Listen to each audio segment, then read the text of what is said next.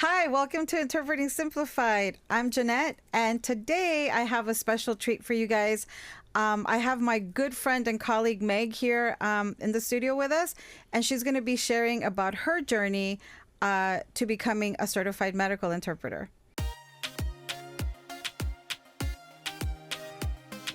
Meg, welcome. Hello, thank you. I'm so happy that you're here. I'm so happy to be here. Yeah. I'm going to keep it simple because what I want to know and what everybody wants to know is, how did you become a certified medical interpreter? Oh gosh, I think to truly answer that question, we have to go all the way back. Take us back to my junior year of high school. Let's go! Wow, I love it. I was a foreign exchange student in Venezuela, and that's where I learned Spanish. And I fell in love with the language, and I thought that the only thing that I could really do with Spanish was be a high school Spanish teacher. Mm-hmm. So that's what I did. I went to school. I was a junior in high school. Went to college. I was like, okay, I'm going to become a Spanish teacher, and I did. I taught for about 4 years, and I did not love it. I loved teaching. I loved my students, but there was a lot of like the politics and stuff that I just did not love about teaching. So you were teaching, in Venezuela? No, I came back to the U.S. I was there for a year. Came back. Was there before everything fell apart in the country. Came back and then went to college. I was a secondary education majored in Spanish. I loved it. I loved Spanish so much. I mean, I joked that I was Latina in another life. You're our sister. And... yes. I mean, and hilariously, I mean, I'm half Canadian. I mean, I don't think it gets much whiter than me. I mean, yes. So anyway, so I just fell in love with it, and I wanted to do something with it. And so I taught. I didn't love it. Then I got out of teaching, went into another career that I also did not love, and was just sort of sucking my soul. And along the way, my parents moved out to California. My dad's a doctor, and he was a doctor in Iowa where we were living before, but there were not a lot of Spanish speakers that he interacted with as patients. But he came here and he started using medical interpreters. And he said to me, Meg, why have you not looked into becoming a medical interpreter? And I was like, Dad, I don't even know what that means. Like, what is a medical interpreter? And so while I was in this job, not teaching, in a different job that I also did not love, I took a 40-hour course. I dove in. I was like, okay, this is another avenue for me to use my Spanish. And I completely fell in love with it. How did you know that you needed to do a 40-hour course? That's a very good question. I think I Googled a lot of things. Because I don't remember talking to anybody. There was no one who was there kind of helping me along the way, which is why this is so awesome what you do, because oh my gosh, what a gift to have someone kind of walk you through the process. Because I mean, I was at the mercy of whatever Google told me. The internet, yeah. Yes. And it's not what I was telling somebody just a few days ago is that the internet has a lot of information, but it doesn't necessarily have answers. Yes. And so the answers come from knowing somebody or somebody that's giving you answers that's doing this, right? Totally. So, yes. Okay, so go on. Yes. So you did your 40-hour course? I did my 40-hour course, and I finished, and he kept telling us throughout the course, it was not I did not find it super helpful. I mean, I got a lot of information, but I didn't really know what to do with it. I mean, there's only so much you can do in 40 hours. And I was starting from zero. Like I had the Spanish, but I didn't have the terminology. I didn't have the interpreting skill. Training. Yeah, with the training. I mean, and there's only so much you can do in 40 hours when you're trying to do terminology and get all the things out there. So you did the 40-hour course because it was a requirement to become certified. Yes. And then you find out that you need more than just a 40-hour course. Well, and the instructor kept saying, most people don't pass the first time they take the test. And I was like, oh my gosh, people don't pass. And the test is not cheap. So I thought, what do I need to do? Like, I'm not going to take this multiple times, So I finished the 40-hour course. And again, back to Google, figuring out what I needed. And I found the Southern California School of Interpretation. Oh, yeah, I've heard of that. And I did they had 3 courses: medical terminology 1, medical terminology 2, and sight translation, I believe, were the three courses. And oh my gosh, I finished those and was like, okay, I know what I'm doing. I mean, they were 90 days each, so it was, and I think I took the last 2 consecutively. So it was six months essentially of school in addition to the 40-hour course. But I was in it. I was like, oh, I love this. I can't believe I didn't find this sooner. Yeah. Like this is, I was like, this is exactly what I want to do. And it was so fun for me to learn the terminominology. I mean, medical Spanish, medical English, they're their own languages. So, I mean, learning that, I mean, I had my little Quizlet and I would go through my words waiting in line at the grocery store. And Quizlet. I love Quizlet. I love it. I love it. So, I mean, I really steeped myself in it and was like, okay, this is it. This is what I want to do. This is what I want to do with my life. So where did you get certified with NBCMI or CCHI? NBCMI. I'd never even heard of CCHI. Yeah, me neither. Yeah. So it was NBCMI. Okay. So, and I did pass on the first go, but I felt prepared. Like when I went in to take the test, I walked out and I was like, yeah, for the written, I was like, yeah, I passed. Like that was not a problem. And then for the oral, I mean, this was pre-COVID. So this was like where you could go do it all online. I had to go into a testing center. Yeah, I did too. And I walked out and I was like, I'm not sure. You know, there were words I forgot. There were things I messed up. So I wasn't sure. But then when I found out that I had passed, I was like, oh my gosh, this is it. This is it. So when you got into this, did you already have an idea of where you wanted to be working as a medical interpreter? No idea. How did you like even find, what did you do after you were certified? Like as far as work or? Yeah. I mean, my dad worked at a hospital, so I knew that like I could work at a hospital. But I also figured that I wouldn't get hired without experience. So I became a phone interpreter. Oh man. And I learned real quick that the phone was not actually what I wanted to do. My very first encounter, was a woman who was having a miscarriage and she did not speak Spanish. She spoke an indigenous language. So I was relay interpreting with the doctor and the dad. And I kept thinking, this woman deserves to have someone in the room with her. Like me on the phone, like I was like, I don't even know. Am I on speakerphone? Am I like, I just had a lot of weird experiences with the phone where I thought someone needs to be in the room. I did a psych eval and the woman I said, the connection isn't very good. You know, I can't really hear. And she's like, oh great. You know, I said, I can't understand, which was my mistake as the interpreter say, I couldn't understand the man who was having the psych eval. She's like, I'll write that down. I said, no. I said, I can't understand because I can't hear him. And she said, oh, we're in a cement room. You know, there's not great service. I said, again, he needs to have someone, if he's having a psych eval, like this is something that's going to have a pretty significant impact on this man's life. He needs someone in the room. So I was a phone interpreter for about 6 months.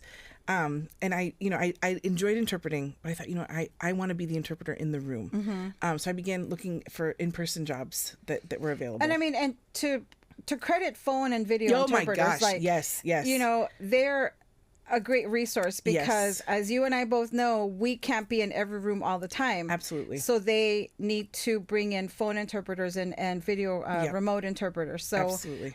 But we all have our niche. Like that wasn't for you. No. Some people love it. Some people are really great at it and that's all they want to do. They do not want to go in person. So when you decided, okay, this isn't for me, what did you do? So I began looking up, again, back to Google, interpreting jobs in Southern California. You know, I knew I wanted to stay local here. I applied to several jobs. I saw a listing for a Spanish interpreter at the hospital, and I, went through the process, went and interviewed, and got the job. And it was, I mean, I had never. People talk about, you do a job you love, you never work a day in your life. You know what it's like to feel like when you leave work from a job you love. I mean, it's heavy work, but I mean, I would joke that I would skip out of the hospital after my shifts. I loved it. I felt like I was doing such meaningful work and I was getting to work with these families and I loved it. I loved every minute of it. Even the hard stuff. I was like, wow, this is such a privilege to get to do this. And I think as medical interpreters, like anywhere that we go and we help bridge that communication gap. I know it sounds cliche, but that's what we're doing. Like we're bridging that communication gap and walking out of any session at any location, knowing that you did that. I love, and I invited you and I've invited like a few of our colleagues and friends because I know that you're just as passionate about this as I am. Yeah. What would you, how would you encourage somebody who's, trying to figure out if they want to be a certified medical interpreter, somebody who's like, okay, I want to do this, but how would you encourage somebody who's on that journey? It is, I mean, we say this, now in our job that interpreting is a skill. I was Yes. not born an interpreter. I mean, I learned Spanish. All of the things that I use on a day-to-day basis, I didn't come out knowing how to do any of these things. I mean, I came out knowing how to talk. I mean, that was I was pretty okay at that before I, embarked on this journey. But everything I learned. So there is nothing that's like, oh, I'm just not good at that. I couldn't learn. Anything could be learned with enough, tenacity and like drive to learn it. I mean, it's anyone who speaks the language and is willing to put in the time to learn the terminology and to practice, the skill. I mean, there's no limit to what someone could do with their language skills. Yes. Outside of teaching, there's there are more options. Yes. than teaching.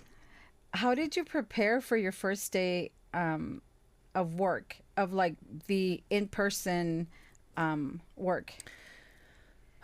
It's funny. I don't remember preparing for the first day, but I remember when I got dispatched to a floor that I had never been on before. It was the CTICU and CV acute. And I mean, I knew the heart. I mean, I all knew know that the heart. it has 4 chambers, but I was like, oh my gosh, these and that's how I felt when I would go to all these new places was I was like, there's so much I don't know. There's so much I don't know. And so I would sit in the, in the doctor's room and I get back to Google, my best friend, Googling like all these different things, and I would say to the nurses, is there anything I can read up on this particular, anomaly or this surgery or this procedure? Because I felt like there was so much that I didn't know. Little did I know at the time that's just par for the course for us. Yes. I mean, there's always something more to be learned. Right. The science is always changing. There's always new things, new procedures, new interventions that we're learning about. But that really, I mean, I loved that feeling like, oh, there's something else for me to learn. Yes. Like this is like, let me read up on this. Let me, understand this. And I find that I really enjoy learning about the different procedures, the different diagnoses. I remember one of the highest compliments a doctor paid me in the ED was he said, "You ask better questions than the residents." But when I feel like I understand it, I feel like I can be such a better interpreter. Exactly. So Yes. so the first day, I don't remember, I think the first day I was just like, I'm just happy to be here. Like I can't believe like this is what I get to do now. Yes. But it became like a day-to-day, like, okay, what am I learning today? Where am I, how am I going to, really dive in and really like, get all I can out of this specialty or this department or this, wherever I'm located. Have you found that people are surprised that you're a Spanish interpreter? Yes. Hilariously. I mean, it's happened so many times where I walk in, I introduce myself in Spanish, and the families look at me and they say, "Oh, no English, no English." I say, I know, I just told you in Spanish that I'm going to be your interpreter. But it's like they don't even hear that, that I speak Spanish. I love that story. I love it too. That's why I love it too. asked you. So what would you consider like one of the funniest things that's happened to you, or awkward, besides this one, that's happened to you as a medical interpreter? Oh gosh, funny or awkward? I mean, that one definitely tops. Yeah, that was where they're like, I mean, I get a lot of requests to touch my hair. That's or we'll have the side conversation of like, where did you learn Spanish? Or like, okay. how did you come to be here? Or I just get sort of the deer in the headlights, and I'm like, I think we're gonna need to take a minute and let them like process the fact that I'm speaking to them in Spanish. I mean, and I get it. I've had encounters too with folks that I'm like, wow, you speak Spanish, and it is kind of like, but see, it's not just that you speak Spanish; it's that you took that and became an interpreter. Yeah. Because most people learn Spanish because it's going to help them in their career or at work, or it's for their own use. And I don't want to get emotional, but now I've never processed it until right now. Yeah. Like you took that and you're using it to help others. Yeah, absolutely. Absolutely. So I think that's the part that for me feels like, wow, you learned the language to help others. Yeah. And you used it to help, you're using it to help others. And so I think that's where that's very admirable, because it wasn't like, well, I learned how to speak Spanish and now I can just brag to all the people in my community that I speak Spanish. And I think that's why it's maybe a little harder for people to really like, wait, she's my interpreter? Yeah. I hadn't thought about that either. That's amazing. I got teary-eyed, and I'm just going to let the tears dry. So sweet. So what if you had to go back and change something about your journey, like to getting here, what would you have done differently? Oh, I'd have done this from the jump. I would have absolutely done this from the jump. I mean, when I learned about this, someone had said like, oh, College of the Canyons had a program. It no longer exists.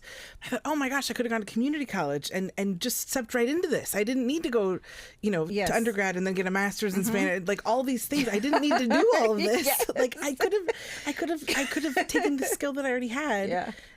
So I would have done this from day one. And that's why I encourage people, because I'm like, you can certainly have a bachelor's and all the degrees you want, but you don't need it to be amazing in this profession. I know colleagues, I don't have any degrees, and then you have, I don't know how many masters but and then we have colleagues that are, college graduates, and we have high school graduates. But what we all have in common is that once we're certified, we're all qualified, and we're all there to help our families and our community. Well, I think for me, like the master's, like I feel like there's a little, I mean, to anyone else who has learned Spanish, there's a little insecurity in me that this is not my first language. So I feel like, and I got my master's when I was teaching, so it was for education. But there's some insecurity there that like, oh, this isn't my first language. I'm going to make mistakes there, so that for me, I feel like there's a little bit like that, not always, but like, it just kind of, I feel like it gives me some street cred, Yeah, like, but I didn't just walk off the street. And like I feel speak like, two languages. And I tell you this, I'm like, sometimes I'm like, your Spanish is better than mine, because I'm a Latina, but I wouldn't consider Spanish my first language, because I had to learn how to speak English first in my house and at school. And so you and I share that, like, we're both like, but we learn, we look things up, we make sure that we're speaking correctly, we check with our colleagues, and we never Google Translate. Nope. But I think that and I think a lot of people will have insecurities in either language. Like if English is not their first language, then there's that insecurity that I don't speak English that well, and but I think that's why the certification is important, and getting the right training and schooling and preparation for the certification is key. Absolutely. Well, and that's what I realized too when I started, working with my incredible colleagues, is that we all have a first language. Yes. So Spanish isn't my first language, but English is my first language. And I work with folks where Spanish is their first language and English is not their first language. So because it's a language exchange, if we have both languages, at the end of the day, it kind of doesn't matter what your first language is, as long as you know both of them well enough to be able to navigate the situation. So, Meg, what would you say is or has been the most rewarding part of being a medical interpreter?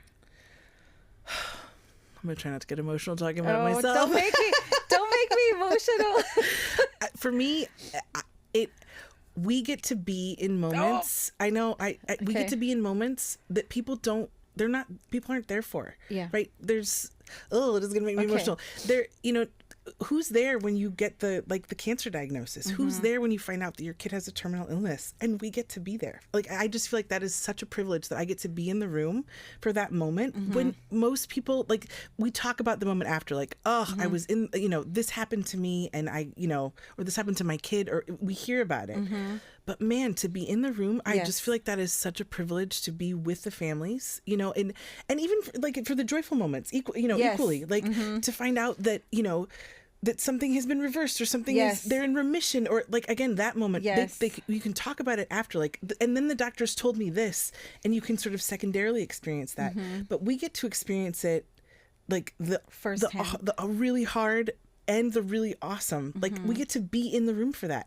And I just feel like that is such a privilege. And I find that, like, that is just, when it's going to be hard, and I'm like, oh gosh, this is going to be so hard, I remind myself that, like, this is a privilege that I get to step into this moment with this family and experience it with them and walk this with them, and I'm like, okay, here we go. And make it easier for them. Because imagine being in a room where you're getting heavy news, and you're struggling to understand, and you're getting bits and pieces, or you're getting it that just adds more frustration and confusion and sadness, and being the one who can say in their language Yes. what's being conveyed to them just makes and making their experience a little less painful or confusing. I think is amazing. And I know you're an amazing interpreter. And I know your Spanish is great. Well, thank you. And I just, I love having you as a colleague. I respect you. I think you're an amazing human being. And that's why I asked you to be here today. And so thank you so much for coming here and sharing your story and your journey with us. I really appreciate it. Thank you.